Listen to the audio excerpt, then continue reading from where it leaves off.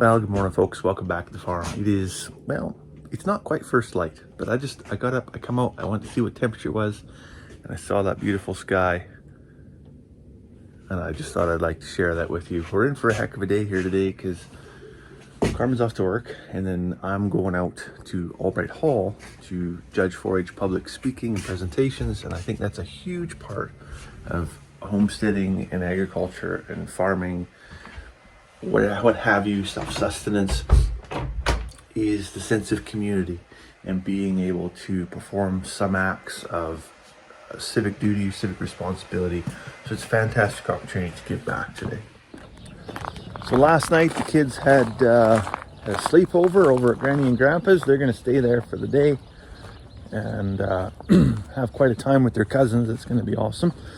I'm just running some garbage over to the burning barrel. I'm going to check on the ewes over here, and then I got to go clean all the way across the yard back to the chicken house.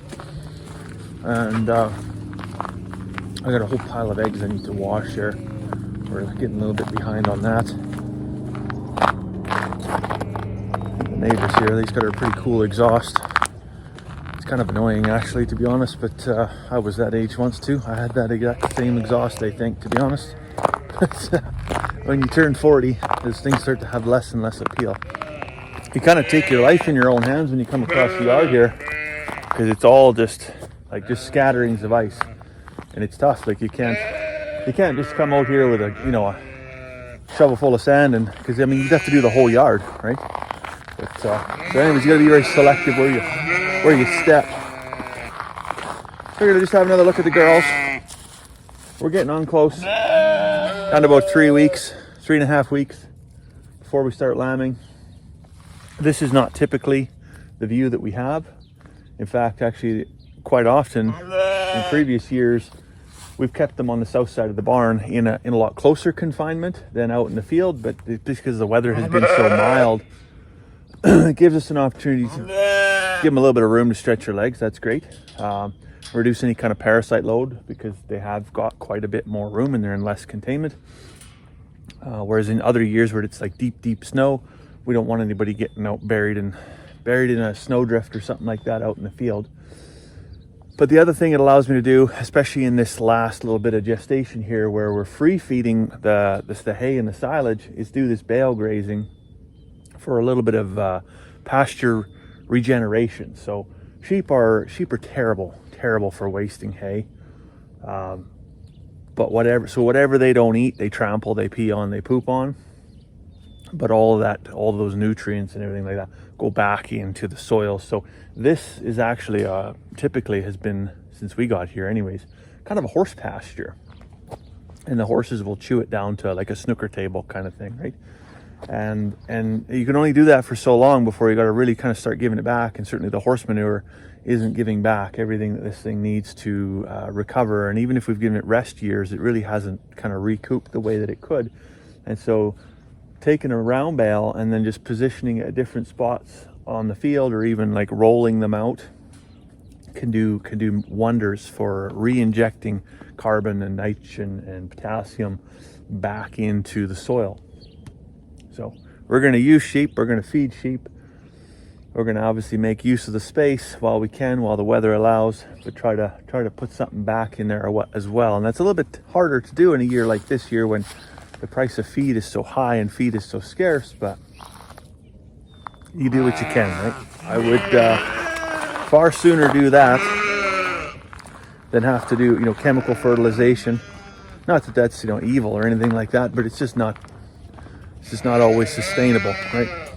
Can't really give everything the full life cycle that it needs. You need the bacterial breakdown of the organic material in order to create that healthy soil. And just putting the fertilizer pellets on there doesn't quite get you there.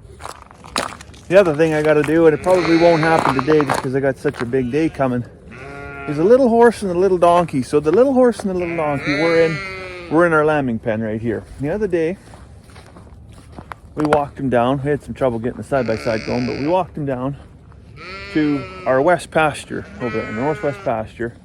You get access to that whole, I think there's 26 acres there. So lots. And there's quite a bit of standing grass there. And there's quite a bit of snow actually in that field because it's a significantly lower elevation than up here on the top of the hill. You can see there's really no snow, but you can see out along that line there's quite a bit there, right? So we put them out there, but we're still packing them water every day just because, I mean, snow's okay, but it's not the best, right? Especially not when it's half melted or, you know, could be compacted or whatever, right? Anyways, went to take them some water yesterday, and they weren't there because they're right here. How is this possible? Well, it looks like there's a spot on the fence at the very south end where they come through into what we call the Bale yard. So that 26-acre field comes into, it's kind of a hub, right? It's a hub where everything you can go to any one of the fields in the farm.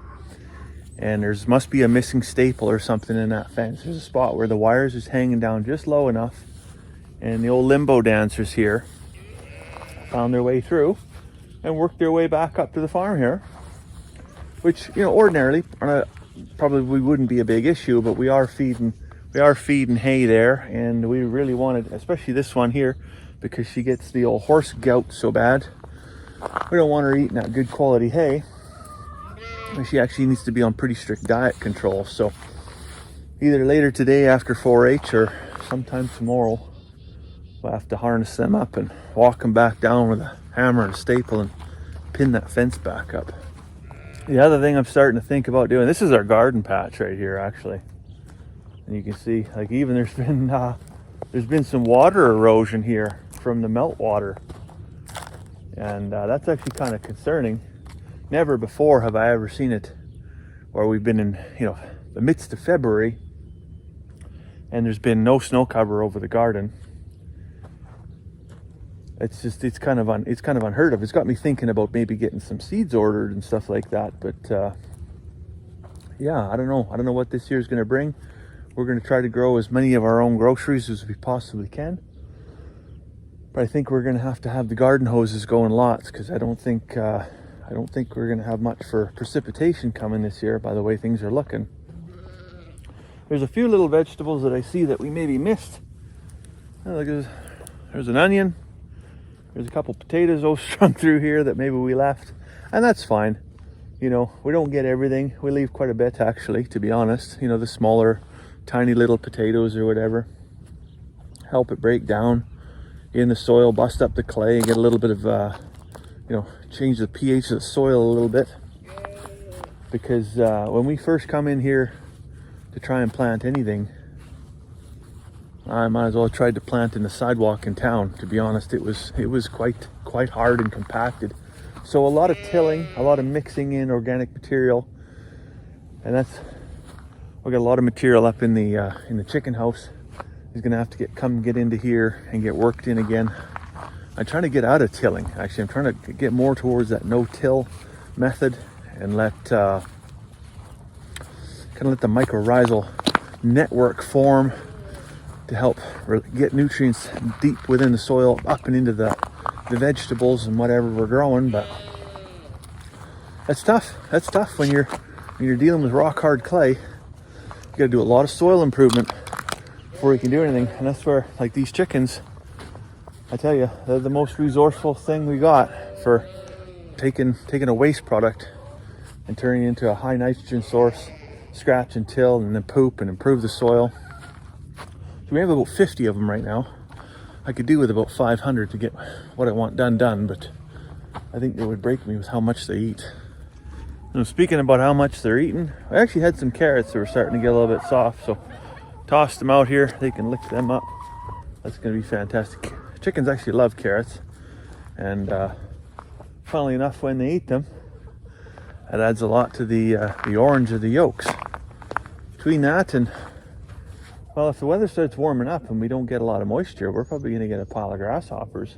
And that's what happened last year. We got all these grasshoppers come through, and I don't think I fed those chickens for almost 8 weeks because they were just eating so many bugs. There was food in the feeders, don't get me wrong, but I just never had to fill it up because they were already full. They were just jam-packed full of protein. And the eggs we were getting, oh my goodness, so many eggs. They're a little slower right now. They're not laying as much because we're not getting as much daylight, of course. But as the daylight hours start to increase here as we get into the spring, we'll be in good shape. I had eggs for breakfast for the first time in a couple weeks here. It's actually kind of nice to be able to get back onto it. Always end up with almost like about a 6-week window there during the winter time where there's not a lot, and the demand for egg sales seems to go through the roof. But we generally slow down on how many eggs we eat in the house. But now I think we can get back on the egg bandwagon there. Oh geez, I almost fell down the stairs there. Anyways, it's time to head out and go judge some children.